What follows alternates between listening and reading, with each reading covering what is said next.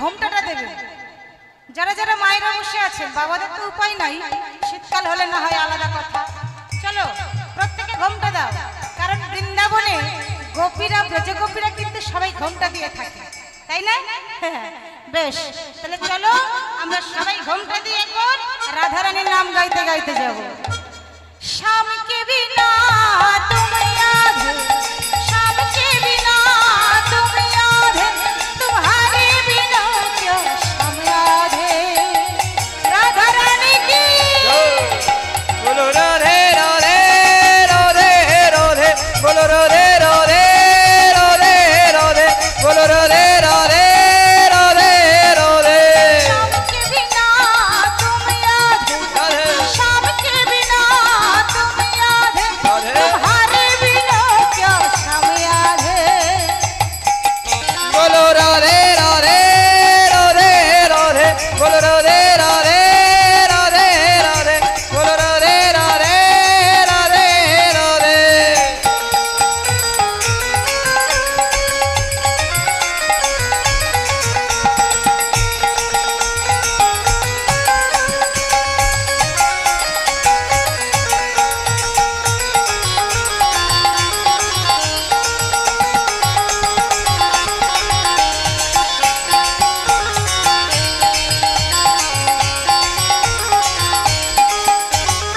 आँखों पे है जो ना है अंगी संग, आँखों पे है जो ना है अंगी संग, इस शावर की एक झलक दिखला दी। बोलो राधे राधे राधे राधे, बोलो राधे राधे राधे राधे, बोलो राधे राधे राधे राधे, बोलो राधे राधे राधे राधे, बोलो राधे राधे राधे राधे, बोलो राधे राधे राधे राधे, बोलो राधे राधे राधे राधे। वृंदावन धाम की जय वृंदावन धाम की जय राधा रानी की जय श्याम सुंदर की जय। নিতাই গৌর প্রেমানন্দে হরি বল হরি বল। বেশ, এই যে মাধবেন্দ্রপুরীর কথা আমরা বললাম, এই মাধবেন্দ্রপুরীর কথা লিখতে গিয়ে কবিরাজ গোস্বামীর হাত কেঁপে উঠেছিল। এত বড় বৈষ্ণব তিনি, বৈষ্ণব বৈষ্ণব তো আমরা মুখে বলি মা, কিন্তু প্রকৃত বৈষ্ণব কাকে বলে? মহাপ্রভু আমার শিক্ষাশ্রমে লিখে গেছে, ত্রিনাদপি শুনেছেন তররূপি সহিষ্ণু না, অনাদিন মানদেন কীর্তনীয় সদা হরি। তৃণ মানে হলো ঘাস, বলছে ঘাসের উপর থেকে যখন আমরা যাই, ঘাসের উপরে দাঁড়াই, মারাই, কত কিনা করি, ঘাস তো কখনো মাথা তুলে বলে না আমার লাগছে, তুমি সরে দাঁড়াও। মানুষকেও ঠিক ওই রকম ঘাসের মতো হতে হবে, তার সহ্য ক্ষমতা, তার শক্তি, তার মানিয়ে নেওয়ার ক্ষমতাও ঠিক ওই ঘাসের মতো হতে হবে। ত্রিনাদপি শুনেছেন তররূপি সহিষ্ণু না, এটা কি বলছে? বৃক্ষ। এই যে বৃক্ষকে আমরা যখন তখন কেটে ফেলছি, ফার্নিচার তৈরি করছি, কখনো জ্বালানি তৈরি করছি, গাছের তো প্রাণ আছে, এটা আমরা বয়ে পড়েছি। তাহলে গাছ তো কখনো কোনোদিনও বলে না তার যখন প্রাণ আছে তার তো লাগে, ওই সে তো বলে না আমার লাগছে কেটো না গো, আমার লাগছে ব্যথা করছে মেরো না। এই যে বৃক্ষ, আমাদেরকে কিন্তু 20 লক্ষ বার হতে হয়েছে মা। 84 লক্ষ জনের মধ্যে জলজা নবলক্ষানি, জলের প্রাণী 9 লক্ষ বার, স্থাবরা বিংশতি, এই যে বৃক্ষ আদি লতাগুল্ম সব কিছু 20 লক্ষ বার হয়েছে। পাখিকুলে জন্ম হয়েছে 10 লক্ষ বার, কৃমিকীটকুলে জন্ম হয়েছে আমাদের 11 লক্ষ বার, 30 লক্ষ বার আমাদের পশুকুলে জন্ম হয়েছে, আর 4 লক্ষ মানব। তাহলে এই যে বৃক্ষ হয়েছে 20 লক্ষ বার, এর মধ্যে আমরাও কিন্তু একবার এসেছি ওই বৃক্ষ হয়ে। তাহলে বৃক্ষ তো কখনো বলে না, তার মানে বলছে কি বৈষ্ণব হতে গেলে এই বৃক্ষের মতো হও। এবারে প্রশ্ন হতে পারে, কলিযুগের মানুষের তো অত সহ্য ক্ষমতা নাই, কেমন করে পারবে? এক ঘা মারলে 10 ঘা মারার চেষ্টা করে, একটা গালি দিলে 10টা গালি দেওয়ার চেষ্টা করে, তবে কি কেউ নাই উদ্ধার করা হবে? কি করে, কেমন করে উদ্ধার করবে? সেই জন্যই গৌর হরি এসেছেন, সেই জন্যই নিতাই চাঁদ এসেছেন। নিতাই চাঁদকে যখন মাথায় কলসির কানা দিয়ে মাথায় মেরে ফাটিয়ে দিয়েছিল, গল গল করে রক্ত বেরোচ্ছে, নিতাই প্রভু আমার বলছেন, মাধাই তুই আমাকে মারলি, মাধাই তুই আমাকে রক্ত বের করে দিলি, বেশ মাধাই তুই তো আমাকে বহিরঙ্গে আঘাত করেছিস, এই আঘাত যে সেরে যাবে রে,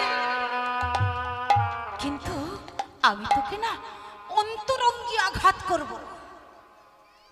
অমানি না মানদেন কীর্তনীয় সদা হরি, অমানি ব্যক্তিকে তার চরণে ঠাঁই দিলেন যে মাধাই তুই যে হাতে কিনা মদ্যপান করিস, যে হাতে মানুষকে মারধর করিস, খুন করিস, ডাকাতি করিস, তোর সেই হাতে আমি তুলে দেব হরি নামের মালা। যে মুখ থেকে মদ্যপান করিস, গালি গালাজ দিস, তোর সেই মুখে আমি করাবো হরি নাম, কৃষ্ণ নাম। তুই যে আমাকে বহিরঙ্গে আঘাত করেছিস, সেই আঘাত যে আমার সেরে যাবে, মারের বদলে মার নয়, রক্তের বদলে রক্ত নয় রে মাধাই, তোকে যে আমি এমন করে অন্তরঙ্গে আঘাত করব, যে আঘাত তুই জীবনে কখনো ভুলতে পারবি না। আর সেই আঘাত হয়ে, আঘাত পেয়ে তুই সারাটা জীবনে দুটি বাহু তুলে হা কৃষ্ণ বলে, হা গৌর বলে যেন কাঁদতে পারিস। নিতাই গৌর প্রেমানন্দে হরি বল, হরি বল। এই হলো সঠিক বৈষ্ণব, প্রকৃত বৈষ্ণব। তাই বলে কি যারা কণ্ঠে তুলসীর মালা পড়েছে, তিলক ধারণ করেছে, যারা কিনা মালা সেবা করে, জপ করে, তারা কি বৈষ্ণব নয়? হ্যাঁ মানছি, প্রকৃত বৈষ্ণব নয়। উদাহরণস্বরূপ আমি বুঝিয়ে দিই, হয়তো 5 থেকে কেউ 6-এ উঠবে, বা 6 থেকে কেউ 7-এই উঠবে। 100 জন স্টুডেন্ট আছে, যারা প্রকৃত বৈষ্ণব ফার্স্ট তো একজন হবে, 100 জন স্টুডেন্টের মধ্যে একজনই মাত্র ফার্স্ট হবে। তাহলে যে ফার্স্ট হলো সে হলো প্রকৃত বৈষ্ণব। কিন্তু যারা গড়িয়ে গড়িয়ে পাশ করলো, যাই হোক করে একটা ট্রাই নাম্বার পেয়ে পাশ করে 6-এ উঠলো, বা 6 থেকে 7-এ উঠলো, তারা কি বলবে না যে আমি 6-এ উঠেছি? যে ফার্স্ট হবে, যে ক্লাস বলবে, যারা গড়িয়ে পাস করেছে তারাও কিন্তু সেই একই ক্লাস বলবে। তাহলে এদেরকে কিন্তু অসম্মান করলে চলবে না, এদেরকেও সাহায্য করতে হবে। যা, আমরা তো পারলাম না, তোরা এগিয়ে যা, তোদের ধরতে ধরতে, তোদেরকে লক্ষ্য করতে করতে হয়তো কোন দিন আমিও উদ্ধার পেয়ে যাব। এই মাধবেন্দ্রপুরের দুটো সংকল্প ছিল বাবা, অহনিশি কৃষ্ণ নাম রাজাচক বৃত্তি। অহনিশি কৃষ্ণ নাম মানে দিবারাত্রি কৃষ্ণ নাম, সারাদিনে কৃষ্ণ নাম করবে, আবার রাত্রিবেলা ঘুমানোর সময়ও কৃষ্ণ নাম। যদি বলেন ঘুমানোর সময় ঘুমোতে ঘুমোতে কৃষ্ণ নাম কেমন করে করবে? ভগবান ভক্তের জিহ্বা থেকে যে কৃষ্ণ নাম বড় ভালোবাসে, যে তুমি ঘুমিয়ে পড়ছো, ঠিক আছে, তোমার ঘুমের দরকার আছে, তোমার ওই জিহ্বাতে আমি কৃপা দৃষ্টি দিয়ে আমার নাম আমি বলিয়ে নেব। সময় যে চলে গেলে সময় ফিরে আসে না বাবা, সময় যদি একবার সত্যি চলে যায় আর ফিরে পাবো না। এই যে নবদ্বীপ পরিক্রমা, এইবারে আসছে দামোদর মাস, কার্তিক মাসে যে বৃন্দাবন পরিক্রমা, নবদ্বীপে যে দোল পূর্ণিমার সময় 9টা দ্বীপের যে পরিক্রমা হলো, অন্তর্দ্বীপ, সীমন্তদ্বীপ, মধ্যদ্বীপ, কোলদ্বীপ, ঋতুদ্বীপ, জন্মদ্বীপ, মদ্রুমদ্বীপ, রুদ্রদ্বীপাত্মক শ্রী নবদ্বীপ ধাম। এই যে পরিক্রমা ভক্তরা করে এলেন, বলুন তো 16 বছরের ছেলে বা মেয়ে যতটা সুন্দর করে পরিক্রমা করে সুস্থ থেকেছে, 70-80 বছরের বৃদ্ধ বয়স্ক মহিলা বা পুরুষ, বাবা বা মা, তারা কি পারবে? কারণ কি, তাদের সময় যে চলে এসেছে অনেকটা অতিবাহিত হয়ে, তাই তারা পারবে না। সময় থাকতে থাকতে যে কৃষ্ণ ভজন করতে হয়, পরে হবে কাল হবে নয়, এই কথা নয়। তাই তো লালন ফকির বলেছে, হে কলির জি, সময় গেলে আর সাধন করতে পারবে না। সময় গেলে সাধন হবে না। সময় গেলে সাধন হবে না। ওরে মন রে আমার, সময় গেলে সাধন হবে না। ওরে মন রে আমার, সময় গেলে সাধন হবে না। দিন থাকিতে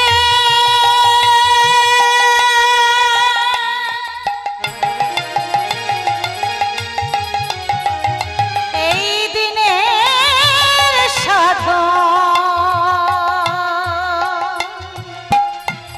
কেন করলি না মনে রে, কেন করলি না?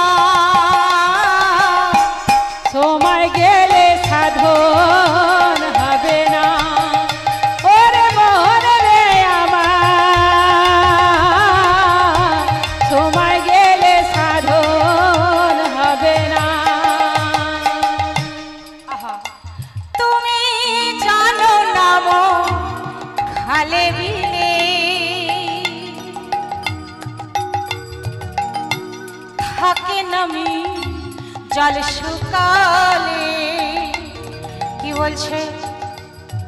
তুমি জানো না খালে বিলে থাকে না মিন জল শুকালে। মিন মানে কি? মাছের যে ডিম হয়, সেই ডিম ফুটে যে ছোট্ট ছোট্ট মাছ তৈরি হয়, ছোট্ট মাছের চারা, ছোট্ট ছোট্ট বাচ্চা, তাদেরকে মিন বলা হয়। অনেক ছাড়লাম, অনেক পুকুরে ছাড়লাম, খালে বিলে ছাড়লাম, অথচ জলই নেই। বাঁচবে? মানুষ হয়ে জন্মালাম, এই যে হৃদয়টা দিল ভগবান, এই হৃদয় মাঝখানে আমরা পরিষ্কার করলাম না, নোংরা আবর্জনা করে রাখলাম, তাহলে ভগবান কি থাকবে? জল ছাড়া যেমন মাছ বাঁচে না, তেমনি ভক্তি ছাড়া ভগবান আসে না। তাই বলছে তুমি জানো না মো খালে বিলে থাকে নামি জল শুকালে। কি হবে তাতে?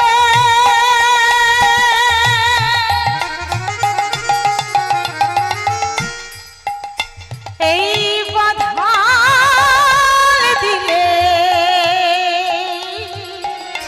মোহনা সপিনা মনে রে, মোহনা সপিনা। সময় গেলে সাধন হবে না। ওরে মন রে আমার, সময় গেলে সাধন হবে না। ওরে মন রে আমার, সময় গেলে সাধন হবে না। অসময় কৃষি করে মিছামিছি খেটে মরে। এই বলছিলাম না, সময় থাকতে তুমি পরিক্রমা করলে না, আর অসময় হয়ে গেছে তোমার, তুমি এখন তো আর পারবে না। যেমন সিম্পল হিসাব দেখুন, এই যে গরমকাল পড়েছে, যদি শীতকালের সবজি চাষ করি, বাঁধাকপি, ফুলকপি, ওলকপি যদি চাষ করি, ভালো হবে? কেন? ওটা সময়ে চাষ করতে হয়, এটা তার সময় নয়। অসময়ে কৃষি করে মিছামিছি খেটে মরে। মিছিমিছি খেটে মরতে হবে। গাছ যদিও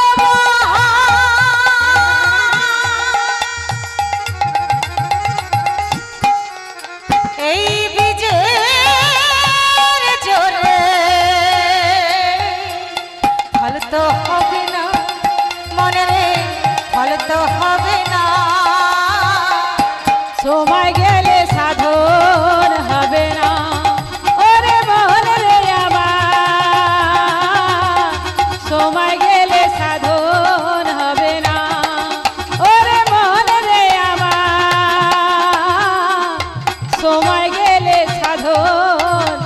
হবে না। আর একটা কি সংকল্প, সেটা হলো অযাচক বৃত্তি। মানে কি এটা? কেমন? এটা চেয়ে কোনোদিন কিছু খাবে না। কেমন ভাবুন, কত বড় ভক্ত। আমাদের সারা দিনান্তরে যদি বলা হয় একাদশীর ব্রত করো, আমরা 10 বার খেয়েও তাই কত কষ্ট।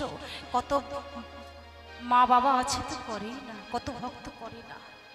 10 বার খেয়ে একাদশী করো, তবুও করা হয় না। কিন্তু কত বড় ভক্ত, যদি কেউ দেয় তবে খাবো, না দিলে খাবো না। কৃষ্ণ নাম করো।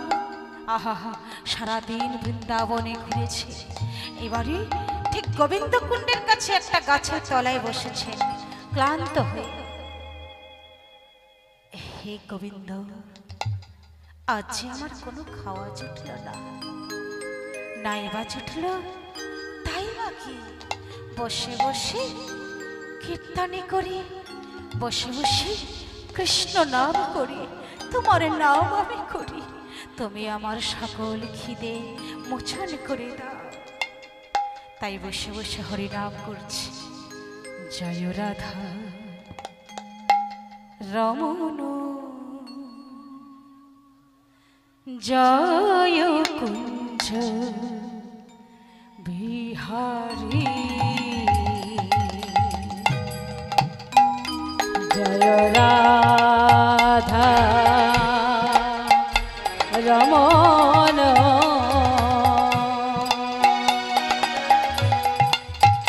জয় কুঞ্জ বিহারী, জয় রাধা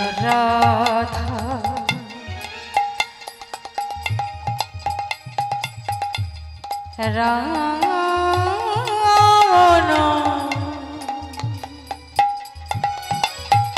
জয় কুঞ্জ বিহারী, জয় রাধা রমণ, জয় কুঞ্জ বিহারী, নবীন নিরুদয়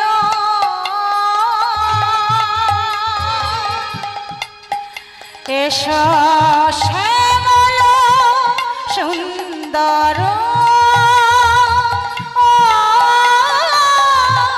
মদন মোহন বংশীধারী, নবীন নিরদয়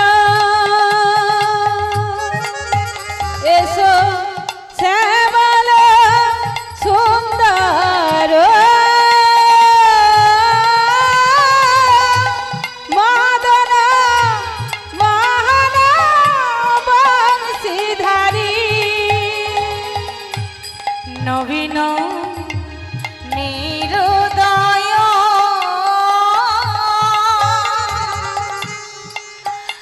এস শ্যামল সুন্দর মদন মোহন বংশীধারী, নবীন নিরদয় এসো শ্যামল সুন্দর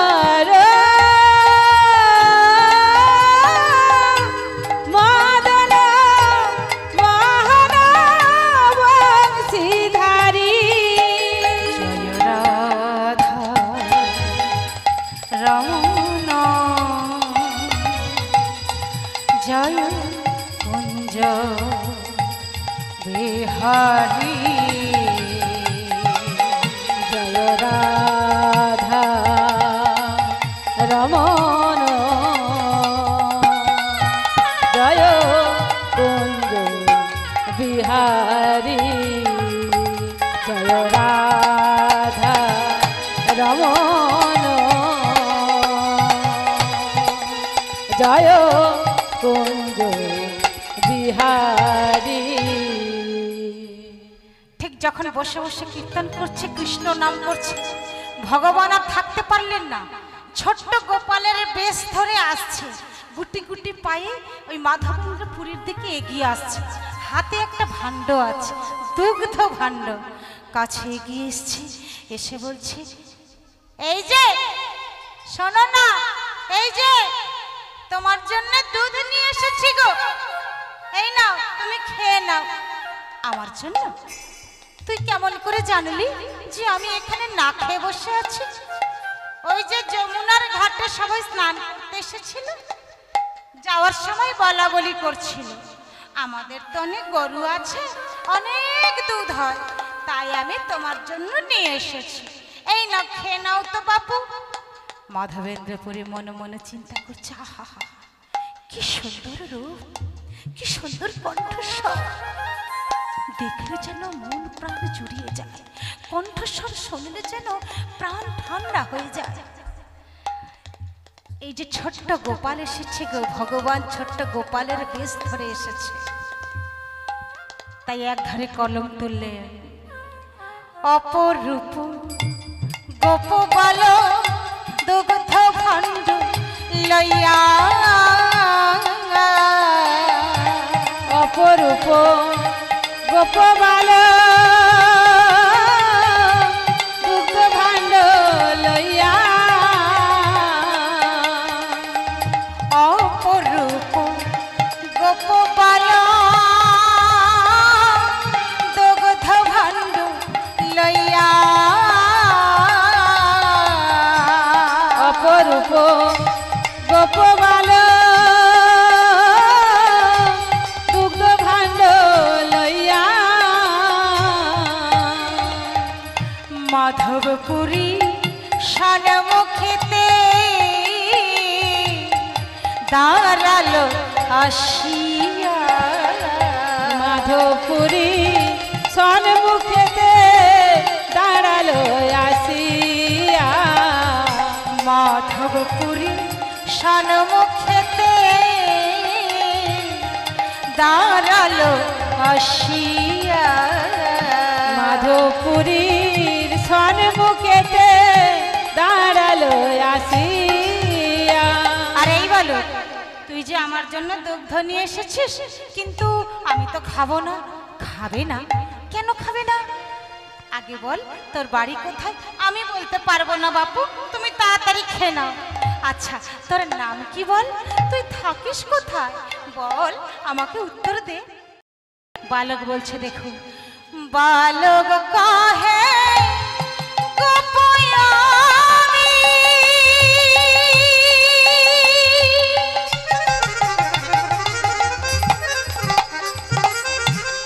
এই গ্রামেতে বসি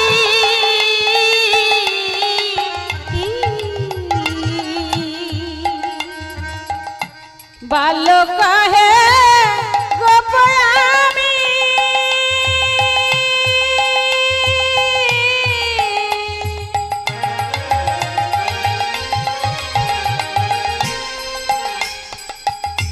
এই গ্রামেতে বসি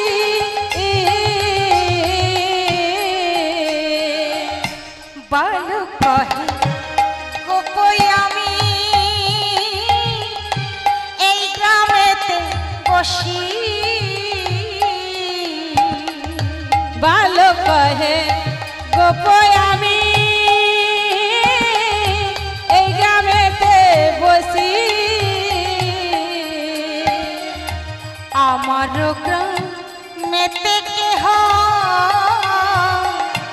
না রহে উপবাসী, আমার গ্রামেতে কেহ না রহে উপবাসী, আমার গ্রামেতে কেহ না রহে উপবাসী, আমার গ্রামেতে কেহ না রহে উপবাসী।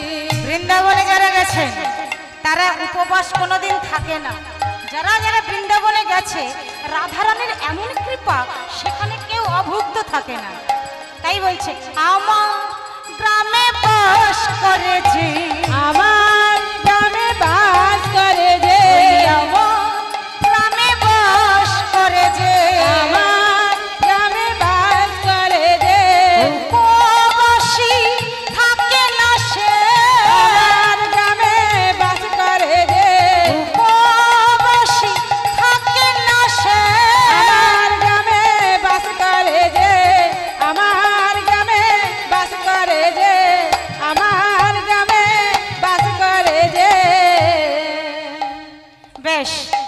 এনেছিস বটে, কিন্তু আমি খাবো না।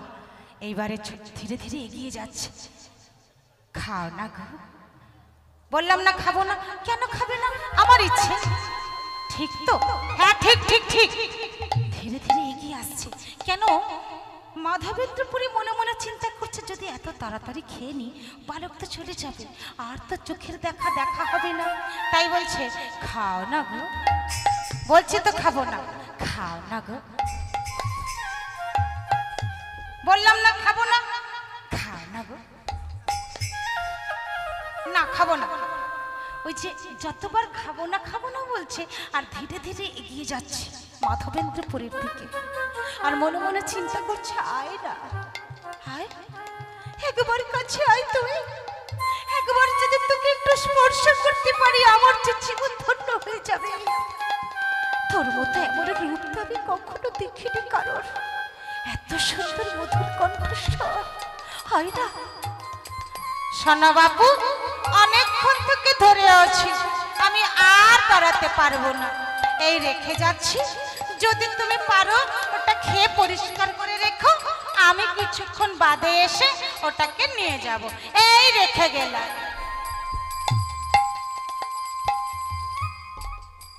এই তুই কি সত্যি সত্যি চলে যাচ্ছিস না রে? হ্যাঁ, আমি আর দাঁড়াতে পারবো না। এই দাঁড়া দাঁড়া দাঁড়া, বললাম না আর দাঁড়াতে পারবো না। এই দাঁড়া। না না না, আমি আর দাঁড়াতে পারবো না। যত দূর ছোট্ট গোপাল যাচ্ছি, এক দৃষ্টিতে তাকিয়ে আছে।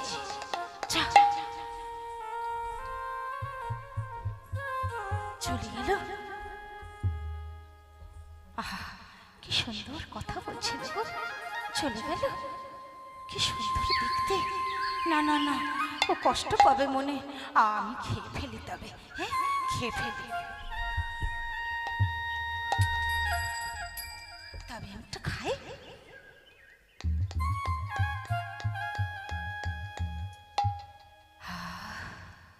কি সুন্দর স্বাদ। কত দুগ্ধ খেয়েছি, কিন্তু এমন স্বাদ কোনোদিনই তো পাইনি। আরেকটু খাই।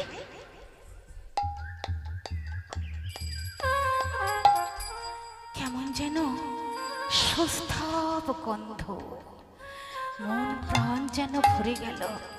কি স্বাদ। আমি তবে ঘুমাবো না। দেখতে দেখতে ঘন্টার পর ঘন্টা চলে যাচ্ছে, কিন্তু ঘুমাচ্ছে না। কেন? কখন মধ্যে ছোট্ট গোপাল আবার এসে ভাণ্ড নিয়ে চলে যায়, যদি আর দেখা হবে না। তাই ঘুমাচ্ছে না। গভীর রাত্রি হয়ে গেল, তবুও ঘুমাচ্ছে না। ভগবান আমার কৃপা দৃষ্টি দিয়ে নিদ্রা দেবীকে পাঠিয়ে দিয়েছেন। অবশেষে ঘুমিয়ে পড়লেন। যখন ঘুমিয়ে পড়েছে, ঠিক প্রভাতকালে ভগবান স্বপ্ন দিলেন। মাধব, ওই যে প্রথমেই বলেছিলাম, ভক্তের কাছে ভগবান এসে বলছে আমায় উদ্ধার করো। এই জায়গাটা মন দিয়ে শ্রবণ করো। মাধব স্বপ্নের মধ্যে বলছে, আমার যে বড় কষ্ট মাধব, তুমি আমায় উদ্ধার করো, তুমি আমায় দয়া করো। দয়াময়, কে তুমি? আমি যে তোমার কাছে এসেছিলাম দুগ্ধ ভাণ্ড নিয়ে। দয়াময়, তুমি যে আবার আসবে বলেছিলে, তবে কেন তুমি আসলে না? আমি যদি তোমার কাছে আসতাম, তবে তুমি কি আমাকে দয়া করতে পারতে? আমাকে কি উদ্ধার করতে পারতে? দয়াময়, এ কি কথা বলছো? ছি ছি ছি ছি ছি ছি ছি, এই কথা শোনাও যে মহাপাপ। না মাধব না, তুমি জানো না মাধব, আমি যে কোথায় পড়ে আছি তা তুমি জানো না। জানো, দেখবে তুমি? তবে ধরো আমার হাত। স্বপ্নের মধ্যে মাধবেন্দ্রপুরীও হাত বাড়িয়ে দিলেন। হাত ধরে নিয়ে গেছে কোথায় জানেন?